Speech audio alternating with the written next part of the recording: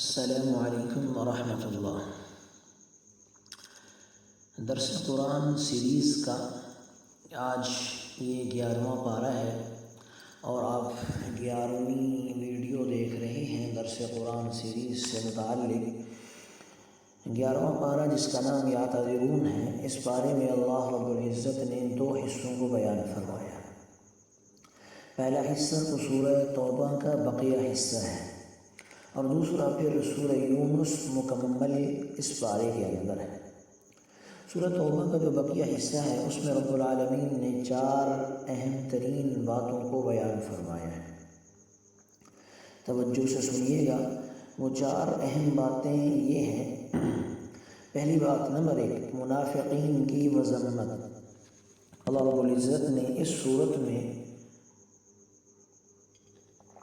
منافقین کی مذمت بیان فرمائی، یعنی سورہ توبہ کا وہ حصہ جو 11ویں پارے میں۔ نمبر 2، مومنین کی 9 صفات، اللہ نے اس کو بیان کیا۔ نمبر 3، غزوہ تبوک میں شرکت نہ کرنے والے 3 مخلص اور بہترین عمدہ صحابہ کرام کا ذکر۔ اور نمبر 4، رسول اللہ صلی اللہ علیہ وآلہ وسلم کی ایک تڑپ۔ اب نمبر 1 سے ہم سٹارٹ کرتے ہیں۔ منافقین کی مذمت، یہ اس کی تعریف پہلے بھی آ چکی ہے۔ منافق اس کو کہا جاتا ہے کہ جس کے دل میں کچھ اور ہو اور زبان پر کچھ اور ہو۔ سورہ توبہ کے اندر اللہ نے ان کی پوری ڈیٹیل دی ہے۔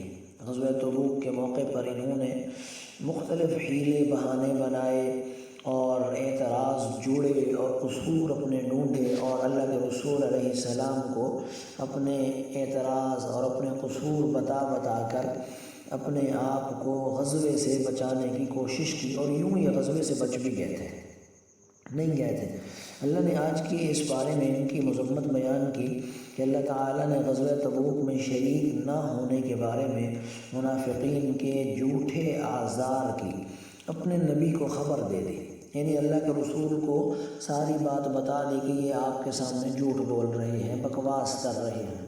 نیز منافقین نے مسلمانوں کو تنگ کرنے کے لیے جو مسجد ضرار بنائی تھی، اللہ تعالیٰ نے نبی علیہ السلام کو اس مسجد میں کھڑا ہونے سے منع فرمایا اور حکم دیا اللہ کے رسول کو کہ اس مسجد کو جلا دیا جائے، یعنی اس کو ختم کر دیا جائے۔ پھر اللہ کے رسول نے صحابہ کو حکم دیا تو اس مسجد کو پھر آگ لگا دی گئی۔ نمبر 2، دوسری چیز مومنین کی 9 صفات ہے۔ مومن کیا ہوتے ہیں؟ تو فرمایا کہ مومن وہ ہوتے ہیں جو توبہ کرنے والے ہیں، التائبون العابدون الحامدون۔ اس آیت میں ہے مومنین کی 9 صفات۔ نمبر 1، توبہ کرنے والے۔ نمبر 2، عبادت کرنے والے۔ نمبر 3، حمد کرنے والے۔ نمبر 4، روزہ رکھنے والے۔ نمبر 5، رکوع کرنے والے۔ نمبر 6، سجدہ کرنے والے۔ نمبر 7، نیک کاموں کا حکم کرنے والے۔ نمبر 8، بری باتوں سے منع کرنے والے۔ اور نمبر 9، حدود اللہ کی حفاظت کرنے والے، اللہ کی جو حدود ہیں اس کی حفاظت کرنے والے۔ یہ دوسرا عنوان تھا۔ تیسری ہیڈنگ ہے غزوہ تبوک میں شرکت نہ کرنے والے 3 مخلص صحابہ۔ وہ 3 صحابہ یہ تھے حضرت کعب بن مالک رضی اللہ تعالی عنہ، حضرت ہلال بن امیہ رضی اللہ عنہ، اور حضرت مرارہ بن ربیع رضی اللہ تعالی عنہ۔ ان تینوں کے لیے اللہ کی طرف سے سزا آئی تھی اور یہ فرمایا تھا کہ ان تینوں کا 50 دن بائیکاٹ کیا جائے، نہ ان سے بات کی جائے، نہ ان کی بات سنی جائے، نہ ان سے کوئی کام لیا جائے، نہ ان سے گپ شپ لگائی جائے۔ تو ان تینوں صحابہ کا 50 دن کا بائیکاٹ کیا گیا۔ پھر ان کی توبہ کی قبولیت بذریعہ وحی جبریل امین حکم لے کر آئے کہ اللہ نے اب ان کو معاف فرما دیا ہے۔ نمبر 4، چوتھی ہیڈنگ رسول اللہ صلی اللہ علیہ وسلم کی تڑپ ہے۔ اللہ کے رسول، سورت کے آخر میں بیان کیا گیا کہ رسول اللہ صلی اللہ علیہ وسلم اپنی امت کی بہتری کے لیے بڑے تڑپا کرتے تھے۔ آپ علیہ السلام کی بے حد مہربانی اور شفقت کے پیش نظر اللہ نے اپنے ناموں میں سے 2 نام رؤوف اور رحیم عطا فرمائے جو کسی بھی پیغمبر کو عطا نہیں کیے گئے۔ یہ خاصیت تھی۔ اس کے بعد اللہ نے سورہ یونس کو بیان فرمایا۔ سورہ یونس میں 4 باتیں اہم ہیں جنہیں اللہ نے بیان کیا۔ نمبر 1 توحید، نمبر 2 رسالت کو بیان کیا، نمبر 3 قیامت ہے، اور نمبر 4 قرآن کی عظمت ہے۔ یہ 4 باتیں۔ اب اللہ تعالیٰ نے جو توحید بیان کی، یعنی اللہ رازق ہے، مالک ہے، خالق ہے اور ہر قسم کی تدبیر کرنے والا اللہ ہے، اور رسالت کے ضمن میں حضرت نوح، حضرت موسیٰ، حضرت ہارون اور یونس علیہ السلام کے مختصر سے قصے موجود ہیں، اور قیامت کے ضمن میں اللہ نے فرمایا کہ ایسا دن ہوگا جس دن تمام لوگوں کو جمع کیا جائے گا میدان محشر کے اندر، اور کفار کو اس بات کا یقین نہیں تھا۔ اور جو چوتھا عنوان ہے قرآن کی عظمت، تو اس میں فرمایا یہ بڑی دانائی کی کتاب ہے، حکمت و بصیرت والی کتاب ہے۔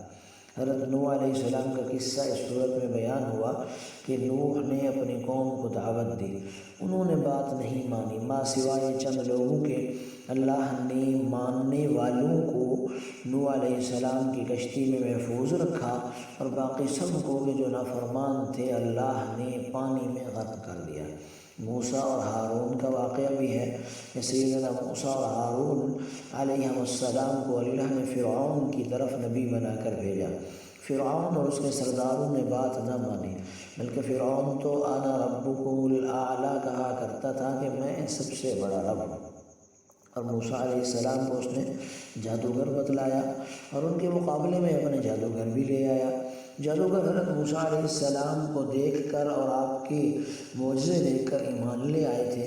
پھر اللہ نے موسیٰ اور ہارون کو حکم دیا کہ اپنی قوم کے لیے مصر میں گھر اور مسجدیں بنائیں اور مسجدوں میں سب نماز ادا کریں۔ فرعون اور اس کے ماننے والے بنی اسرائیل کا پیچھا کرتے ہوئے سمندر میں غرق ہو گئے۔ بنی اسرائیل کے لیے اللہ نے سمندر میں راستے بنا دیے تھے، مشہور واقعہ ہے۔ اس کے بعد اللہ نے یونس علیہ السلام کے واقعے کو بیان کیا کہ جن کے نام پہ یہ سورت ہے۔ یونس علیہ السلام کا نام قرآن کریم میں 4 جگہوں پر اللہ نے ذکر فرمایا۔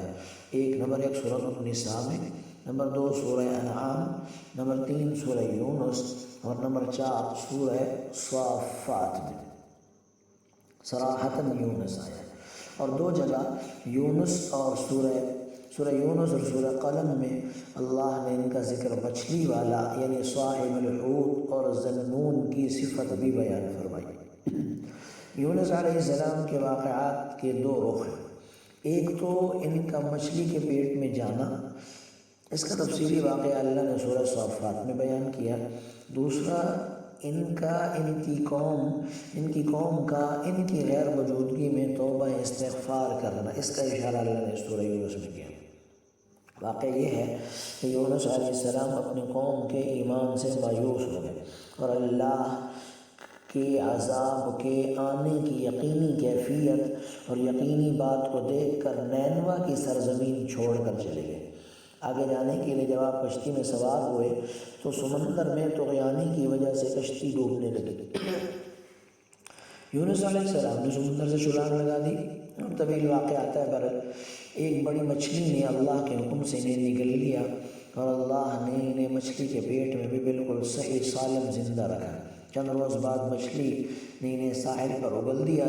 ادھر یہ ہوا کہ ان کے قوم کے مرد اور عورتیں، بچے اور بڑے سب صحرا میں نکل گئے اور انہوں نے آہوزاری اور توبہ و استغفار کی، اور یوں اللہ نے ان کی توبہ اور استغفار کو قبول کیا اور اللہ کا عذاب اس وجہ سے ان سے ٹل گیا تھا۔ بہرحال یہ مختصر سا واقعہ یونس علیہ السلام کا اس سورہ یونس میں بیان کیا کہ آپ جب موصل سے چلے گئے نینوا شہر سے، تو پیچھے قوم کے لوگوں نے جب اللہ سے معافی مانگی تو اللہ نے انہیں معاف کر دیا، اور ادھر یونس علیہ السلام بھی مچھلی کے اندر زندہ رہے، پھر انہیں ایک ساحل پر اگلا گیا، اور اس کا پھر واقعہ آگے اللہ تعالیٰ نے سورہ صافات کے اندر بیان فرمایا ہے۔ اگر آپ کو درس قرآن سے متعلق مزید ویڈیوز چاہیے تو ہمارے اس یوٹیوب چینل کو آپ جوائن کریں، اس کو سبسکرائب بھی کریں، شیئر بھی کریں، لائک بھی کریں۔ انشاءاللہ مزید بہترین مزیدار قرآن کریم کے خلاصے کے طور پر آپ کو ویڈیوز ملتی رہیں گی۔ دعا کریں کہ اللہ ہمیں عمل کی توفیق دے۔